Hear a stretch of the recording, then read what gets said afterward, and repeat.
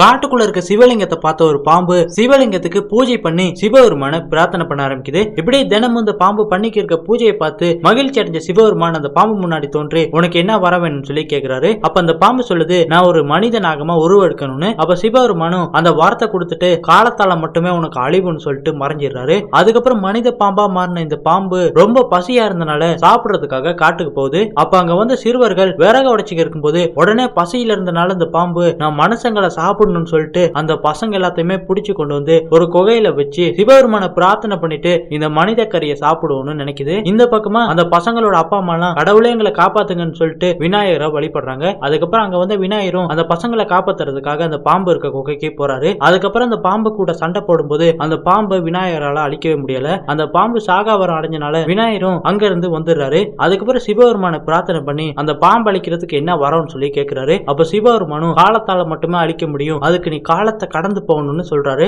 உடனே விநாயகரும் சிவபெருமான்ட்ட ஆசீர்வாதம் வாங்கிட்டு காலத்தை கடந்து பின்னோக்கி போறாரு. அப்ப அந்த இடத்துல அந்த பாம்பு சிவபெருமான்ட்ட இருந்து வரத்தை வாங்குறதுக்காக சிவனுக்காக பூஜைகளை பண்ணிக்கிருக்கு. உடனே கணபதி தன்னை ஒரு ஜான உருவத்துல மாத்திக்கிட்டு அந்த பாம்பை பிடிச்சி அந்த பாம்பை அடியடின்னு அடிச்சு கொன்னு அந்த பாம்பையுமே அழிச்சிடுறாரு. அதுக்கப்புறம் காலத்தை கடந்து வந்து அந்த பசங்க இருக்க குகைக்கு போறாரு. அந்த பாம்பு அழிஞ்சிருக்கு. அதுக்கப்புறம் அந்த சிறுவர்களை காப்பாத்தி அங்க இருந்து கூட்டிட்டு வராரு.